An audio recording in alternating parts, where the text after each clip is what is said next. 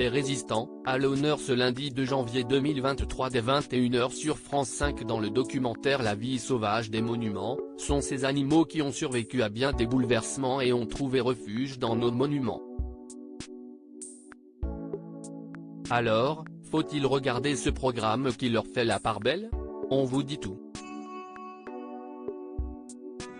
Plusieurs châteaux, forteresses et cathédrales abritent, en France, des animaux plus ou moins discrets.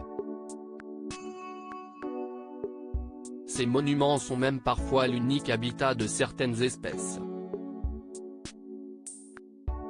Dès lors, comment concilier la préservation de la biodiversité et la rénovation du patrimoine bâti?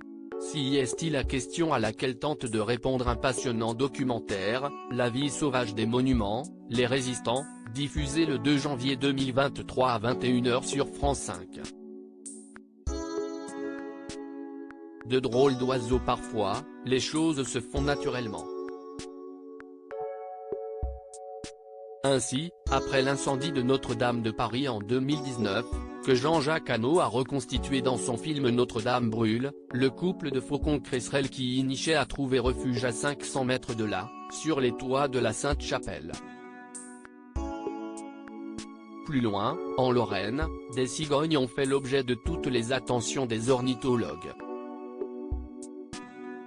En effet, les échassiers avaient installé leur nid au sommet d'une cheminée du château d'Arouet.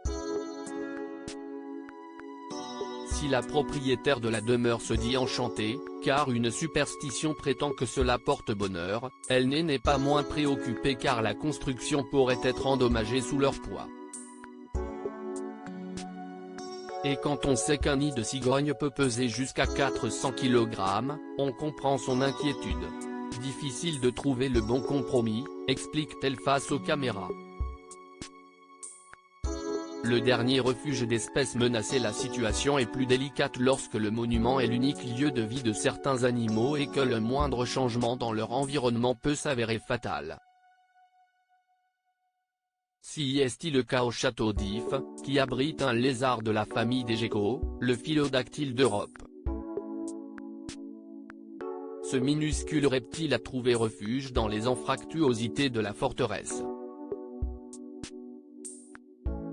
Problème, l'édifice décrépit nécessite de grands travaux de restauration qui impliquent de reboucher tous les interstices où il vit.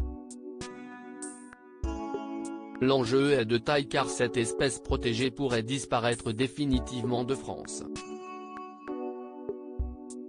Le cas est analogue dans les arènes de nids moulots qui s'infiltrent partout menacent la stabilité de l'édifice. Or, si est cette humidité qui permet à la Closylie romaine, un petit escargot arrivé là avec les Romains il y a 2000 ans, d'y vivre. Les travaux visant à rendre étanches les arènes représentent donc un réel danger pour l'inoffensif gastéropode, d'autant plus précieux qu'il ne vit nulle part ailleurs en France.